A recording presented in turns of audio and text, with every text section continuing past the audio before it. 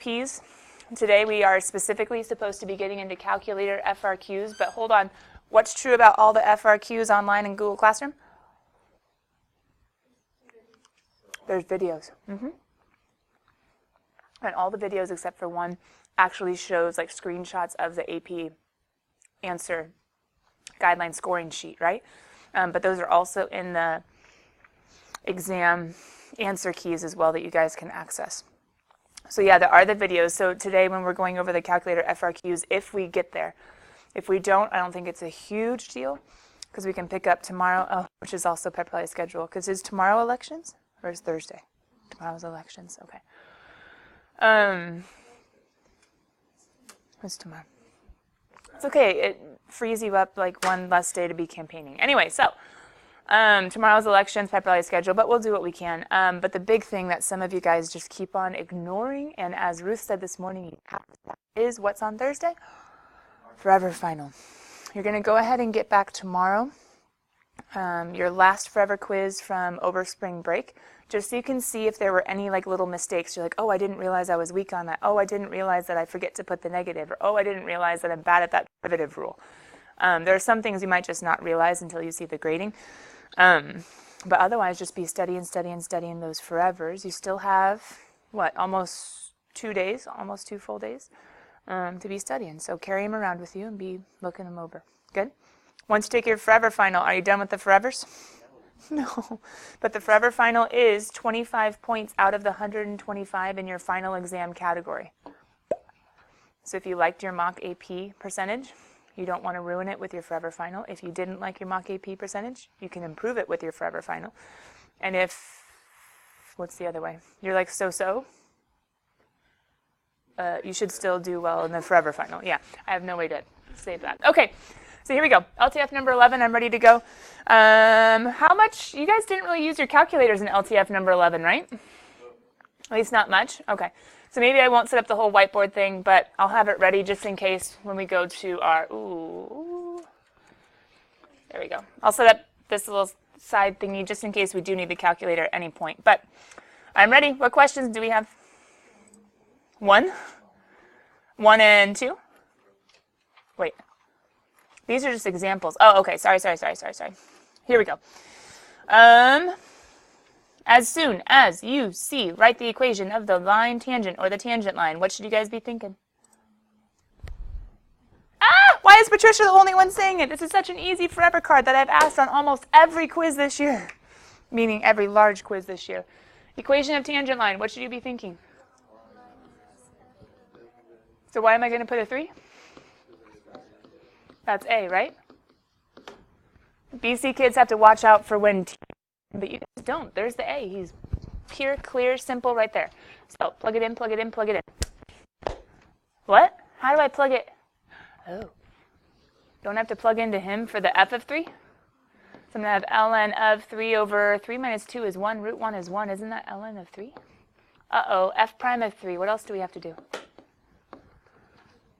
Take the derivative. But kiddos, can you just check real fast? Can't you already narrow down 2 of those answer choices because it's y minus ln of 3? Okay, well, I mean, that's something, right? How do I take a derivative of ln of u? Forever card, ln of u, derivative. 1 over u times u prime. So if I, wait, wouldn't 1 over a fraction be the reciprocal? Times, who do I need? Him prime. Well, stink. Maybe we should do u prime off to the side. So u prime is equal to bottom, d top, minus top. What rule am I doing right now? Yeah, quotient rule. D bottom. I did this because I have x minus 2 to the 1/2. Bring down the 1/2. This goes to the negative 1/2 power. Times u prime is just 1. Bottom d top minus top d bottom all over. Thomas, you're telling me bottom squared, right? But a square root squared. Isn't that just him? Now, at this point, some of you might be like, I just give up. I'm going to choose 1 and keep going. That is a valid.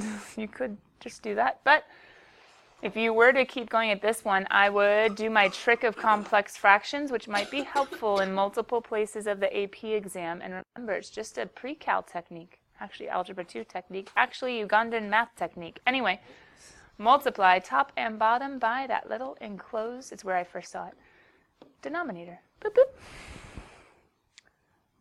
And when I distribute here, I'm going to have 2 and a square root gets squared, so 2x minus 2. When I go here, that whole denominator cancels out, and all I have is an x. And then when I go here, I have 2x minus 2 to the 3 halves. You guys see it? 1/2 and 1. 1.5 makes 3 halves. So then if I distribute 2x minus 4 minus x, I believe I have x minus 4 over 2x minus 2 to the 3 halves. And that's what will go right up here. X minus 4 all over 2x minus 2 to the 3 halves. Is it messy? Yes. Do I need it? Sadly, yes. But the nice thing is I get to plug in numbers now. So square root of 3 minus 2, that's 1. 1 over 3 times 3 minus 4 is negative 1. All over 2 times 3 minus 2 is 1, and 1 to any power is still 1. Whew! All that work to get negative 1/6. But do you guys see how I didn't care about making it look pretty? All I cared about, get that 3 in there, and life becomes so much easier. So you could have theoretically done this times, done u prime. You could have plugged in 3 here, then you could have plugged in 3 there. I don't know. I know it's a little bit messy, but we got it. But someone also said number 2, yeah? Okay, number 2 is a graphing calculator one, so hold on. Let's see what's going on. Suppose that a particle is moving along the graph of e to the negative sign of x, which we can plug into our calculator. At which of the following values of x is the rate of change of the x coordinate? Hold on. I'm putting this one on the whiteboard. What have we put on the whiteboard so far about really important things? Let's see. The definite integral from a to b of a function. How can we solve for that? Graphically, what can we do? A definite integral, graphically. How do we solve for that? Area. Good. With FTC, what else can we do besides area? Where capital F is who? Remember, they can call it different names. They can make it G, they can make it whatever the crud they want to. But a definite integral can be area, can be approximated with Riemann sums or solved exactly with geometry if it's geometric shapes, or it could be a change in antiderivatives. We saw that we could apply this to rate if we want a final amount. We could do initial amount plus the definite integral from a to b of the rate. And that is integration is net change, right? So this would be like our f of b, and this would be like our f of a. We talked about dy dx, so that was definite integral stuff. Then we talked about dy dx, and who's dy dx again? He's the derivative, but who is the derivative? Isn't he the rate of change of, I'm going to put a box and put a box to x. Who would go in the box just based on the differential setup over there? Rate of change of y, right, with respect to x. Now, this could totally change. Sometimes it's dy dx, sometimes it's dv dt, sometimes it's dx dt, sometimes it's, okay, well, hold on. A derivative can be found either with a slope of a tangent, right? Which can be approximated, not exact, but approximated with like an average rate. An average rate would be like your f of b minus f of a all over b minus a. That's average rate, not average value, but average rate. Or it can be solved exactly with a derivative, right? And more specifically, of that guy that we're trying to do. Okay, why am I saying that? We have area, we have antiderivative with integration, and we have rate with derivatives. True? What do you read in this problem? The rate of change of the x with respect to time equal to the rate of change of the y with respect to time. So it would be d who dt equals d who dt, rate of change of x, needs to equal rate of change of y. But how do I get these guys? Well, don't we just take dd, well, not ddx, it's going to be ddt of what? Of this dude. I can take ddt of y, and I can take ddt of the other side, right? How do I take the derivative of 1? Times implicit differentiation, y prime. But instead of dy dx, who's it going to be? dy dt is equal to, what's the derivative of, la, la, la, la, la. Did I do circle of life with you guys the other day, with Rafiki? No? Oh, so sad. You guys didn't have as many questions as period 6. What's the derivative of e to the u? Or b to the u? Why am I doing the circle of life? Because Rafiki holds up Simba, right? What I was doing the other day in period 6 was integrals, and there were some nasty integrals. And they were trying to figure out how to do these integrals. And here's an example of a nasty one over here. What if I was to give you an integral of e to the 1 over x all over x squared? Who would you make your u? As soon as you see him, da, da, da, da, who's up there? I can integrate e to the u.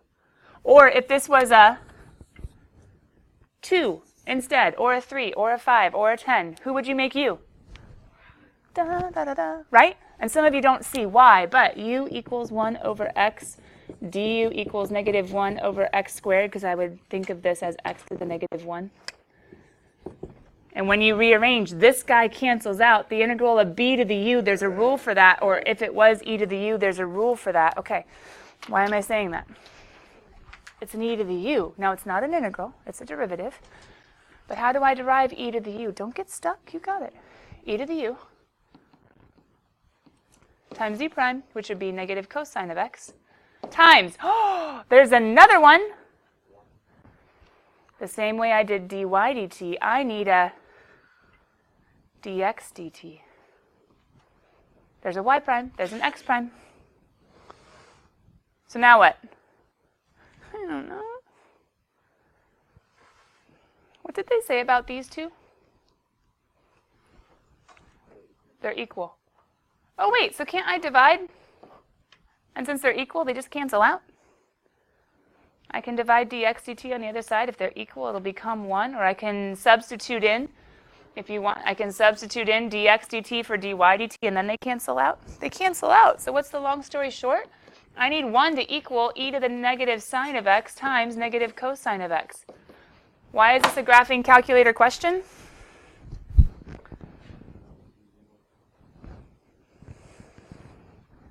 Ironically, it's graphing calculator, even though it looks like you should be able to solve it with trig. Do you guys see all these answers? There's no decimals. But it's okay. We're allowed to use our graphing calculator. So in our graphing calculator, oh, hi, why aren't you working? I'm right here. Let me try again, one more time. I'm going to go ahead and throw in the function e to the negative sine of x times negative cosine of x. Huh. No? No?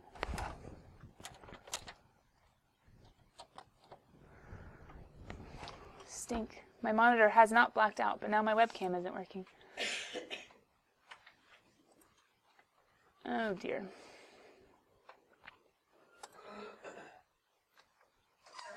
Oh, does that mean it's good now? No? Anybody have any ideas as to what I should try to do? Video? Nope. Nope.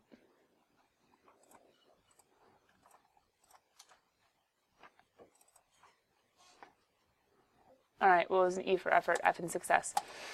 Anyway, we've looked at this enough that hopefully we're not totally lost in that if I were you guys, I would graph one side as y1.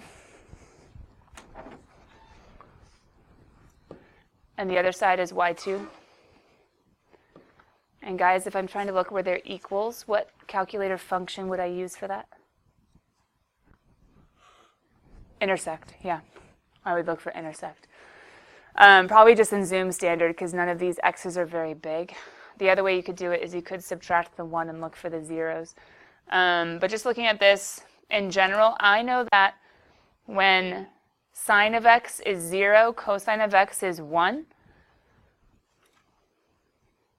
When sine of x is 0, cosine of x is 1.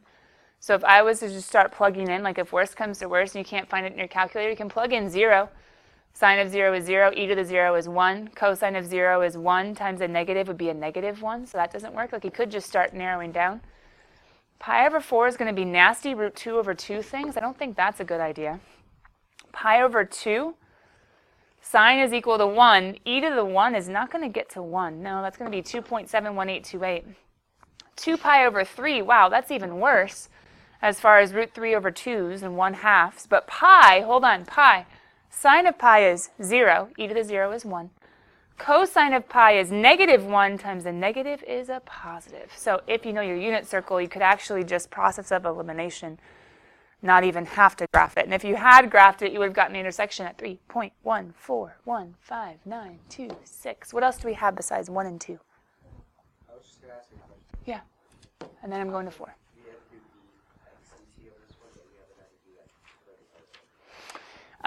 When we take the derivative with respect to t, if these two don't match, it needs to have the u prime.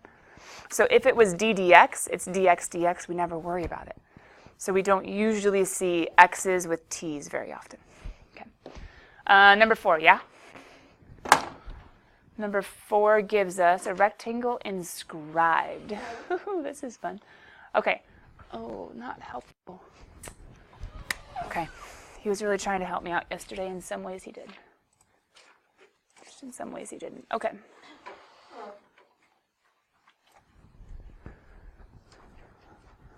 You guys see area maximized? If I need to find the max of area, don't I need to figure out area? Does that make sense? I need area maximized, so I'm going to figure out area. So area of a rectangle is base times height, true? But I can't take a derivative of BH. I need stuff with x's, and okay, they give me clues. Hold on. What'd they give me? Spoiled rotten. They totally gave it to me. I don't even have to make it like some of the crazy homework back when we did optimization. You don't need to know the word. You just need to know, oh, hey, we're maximizing something. And what are we maximizing? That dude. And how do we maximize stuff? Well, we think about endpoints, but this rectangle can keep on going forever, forever, forever. I guess he can only be so thin. But I don't think I really have to worry about endpoints, so instead I'm just going to worry about maximums occur at endpoints or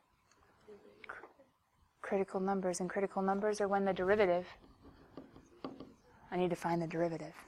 So anybody see a product rule? I do. So second, can you guys see it? Is that e to the negative x squared? D first plus first, d second. What's the derivative of e to the u? E to the u times e prime. Why am I going to go take all the time to go find a green pen? You guys remember the green pen? What's in common? Factor. I see an e to the negative x squared that's in common, and I see a 2, just a 2 that's in common. Wait, I took away everybody. Okay, 1 plus, and then he's gone, and a 2's gone. So I have a negative 2x squared. I think, double check my math. That guy's gone, 1. A 2 is gone, and that guy's gone, negative 2x squared. E to the, and this could be a note, watch out. E to will never equal 0. He has an asymptote at 0. It just skims. It'll never pass through. So we can always just ignore this guy and say, well, forget it. He won't give me any zeros. If you wanted to, you could set it equal to 0, but ln of 0 does not exist, so forget it. So we're going to look right here. When we look right here, we are going to subtract a 1, divide a negative 2. X squared equals 1/2. So x is equal to plus or minus square root of 1 over 2. I think I only see one that even has that as an option, yeah? Could we do a sign chart and see that it's a relative max? We could, but if it's the only critical number, there's none of these options. Forget it, we're done. Any more multiple choice? Which one? 6.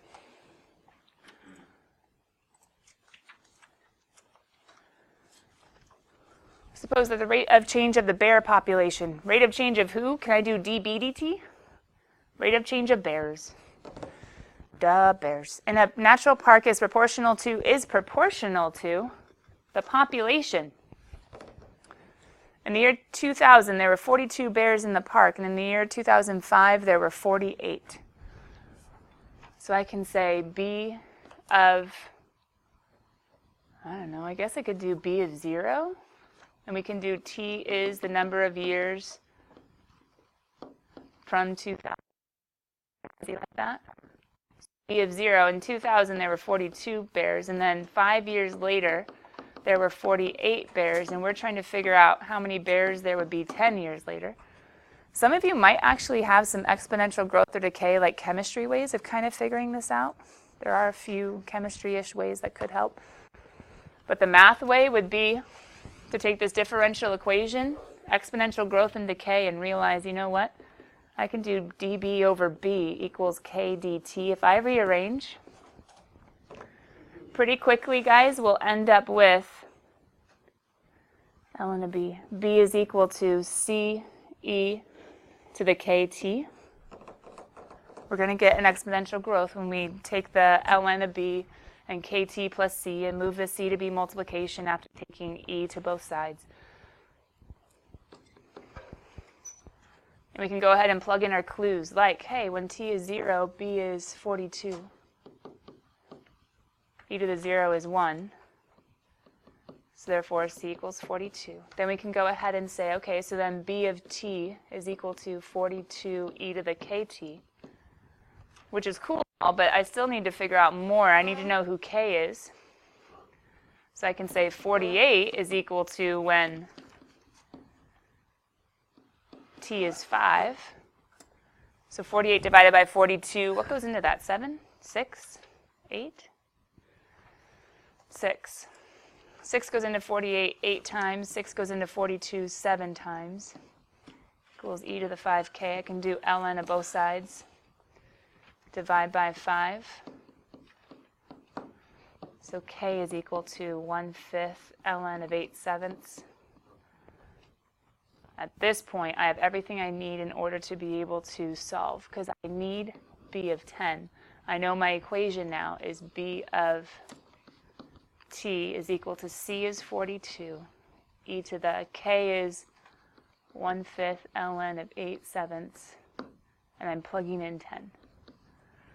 It's a graphing calculator, so you would just plug and chug.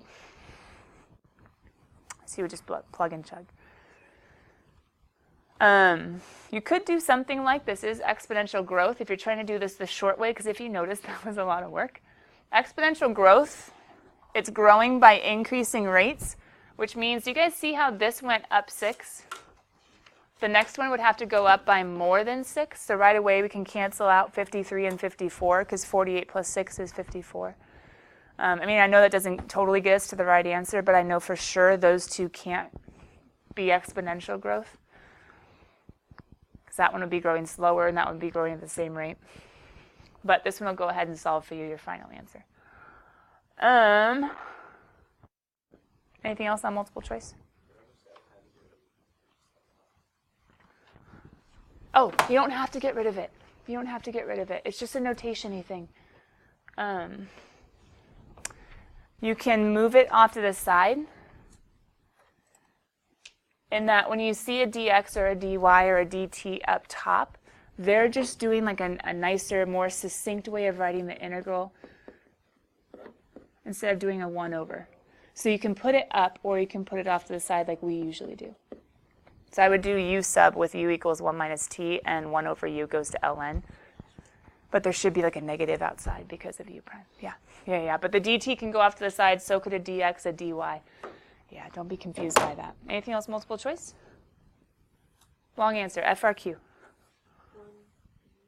1d. Solve the differential equation. Glorious. Remember, those are the guys that give us 4 points, 5 points, 6 points, 8 points. Right? Those are the ones that give us lots of points.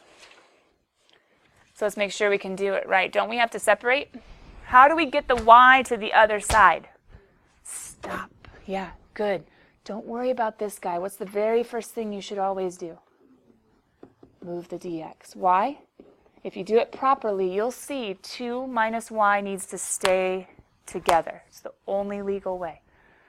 Multiply the dx, and then you're like, oh, hey, he must be grouped, and he is. So, Thomas, sometimes I show it like this when I divide, so now you know what I'm doing. That can go off to the side, right?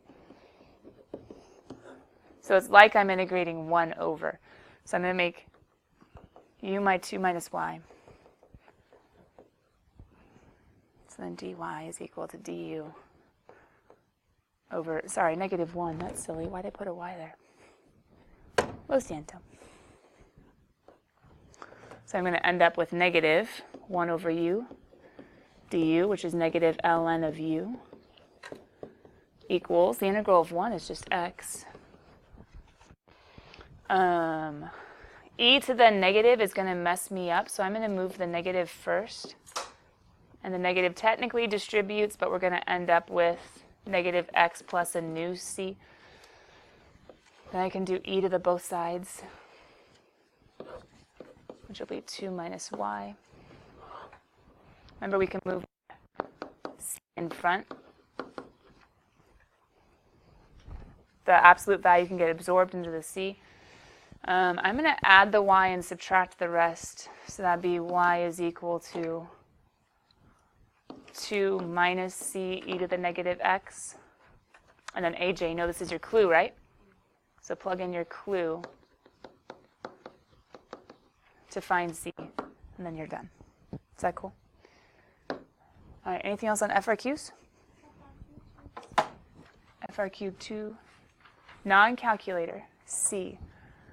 You're sorry, what is that? That's e to the a sine x? Ugh. Yeah. You said c. For what values of a will y be decreasing? Ooh, I love the wording. You got to be super careful, but you guys got it. You know the increasing, decreasing forever card, or you should. So let's translate this.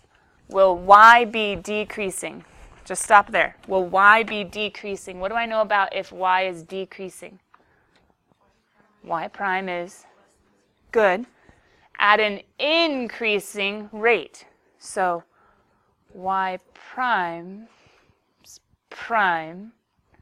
is positive, which means y double prime is positive. Does that make sense? So y prime is negative and y double prime is positive when x equals 2 pi over 3. Well, hopefully you already took y prime and y double prime earlier because you had to find them to plug in and show that this is true. So y prime, hopefully you guys already got to be a cosine of x times e to the a sine x. Is that right? E to the u times u prime. And y double prime, ugh, gross, would have been a product rule. So that would have been second d first, so negative a sine of x e to the a sine of x, plus first d second, which is going to be e to the u times u prime, which will be that guy squared, a cosine of x, because there's 2 of them now. Now they told you that x is 2 pi over 3, so I would have plugged that in first. So sine of 2 pi over 3, cosine's negative 1/2, sine is root 3 over 2. So I could do a times negative 1/2 e to the a times sine is root 3 over 2. And I need this guy to be negative, right? Because of that clue. I need that guy to be negative, which he already is. He's going to be negative because e to the is always a swoop positive dude, so he's always positive. This guy is negative just because he's negative. And then, well, okay, the only way to make this a negative is if this guy is positive, right? So right now I know that A has to be positive, but hold on. I also need this guy to be positive. So when I plug in, I get negative A times sine is positive e to the, I guess that guy doesn't really matter because e is always positive, plus, well, a squared is always positive. I mean, I could write it, but a squared is always positive. Cosine will be negative 1 squared, and then e to the, if you guys check it, a squared's always positive. E to the is always positive. This guy, e to the is always positive. That's a positive number, and we just said that he needs to be, whoa. I have a negative A? Ooh. So I need this guy to be stronger.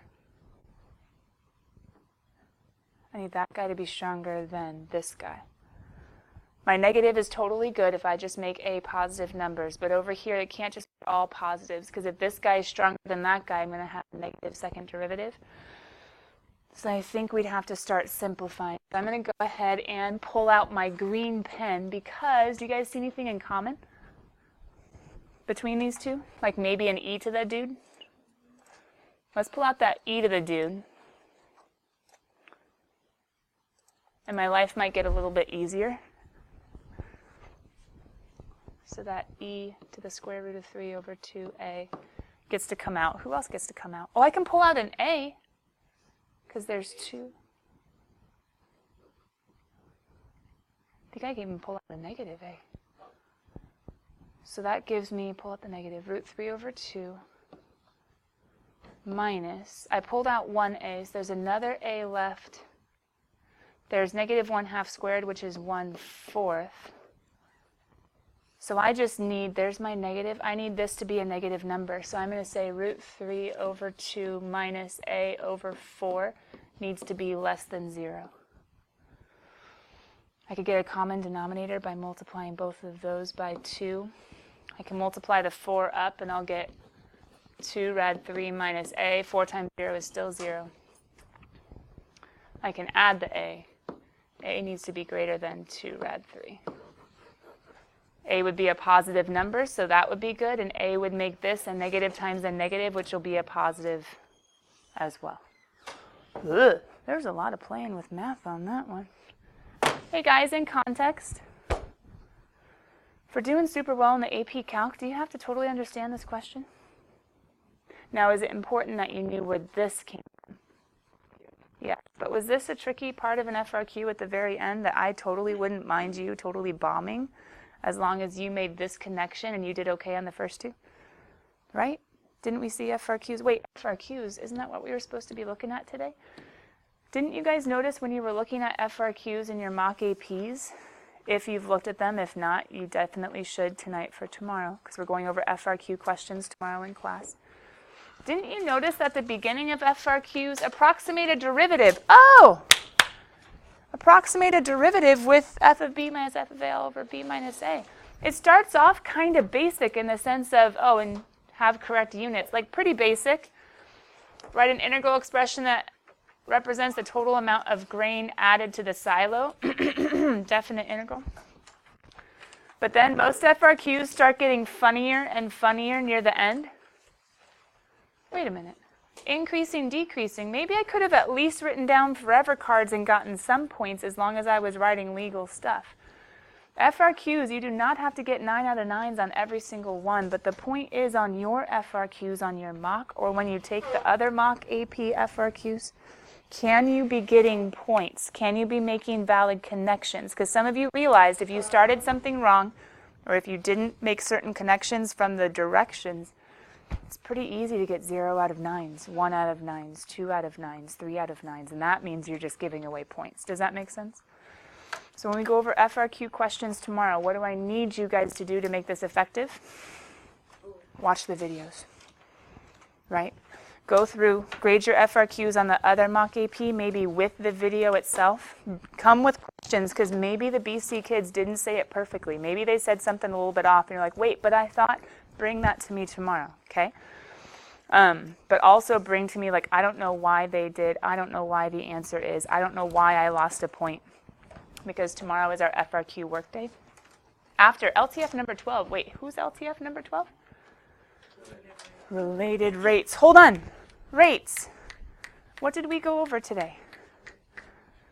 Whenever you see rate of change of, put that guy in the box, and it's a d box dt or d box dx or d whatever. And then how do you find derivatives? You derive. How are we supposed to grade? I know like you said like grade for older choices as well. We just work out more. Or What do you mean? On the other mock? yeah, like just in general, like Well, you have the answer key there. So you're going to go through all your multiple choice on the other mock AP and write right or wrong. Theoretically, you could have been asking me questions all along, which is why I asked you to have it done earlier, so that you could be correcting. Are you asking how to get bonus? no. Oh. How is it like graded? Like you just work it out, like you just correct it. How do you correct it, or how do you grade it? Oh, correct it. Really? Oh, okay, because grading you just mark right or wrong, right? And the FRQs go to the answer key. How do you correct it? Well, you could have been asking questions over the last week or so. But if you haven't been able to, like you go through and say, well, comparative forevers, ask friends, and then ask me in 0 periods or math. Is that cool? Okay. Bye, guys. For the bonus and for the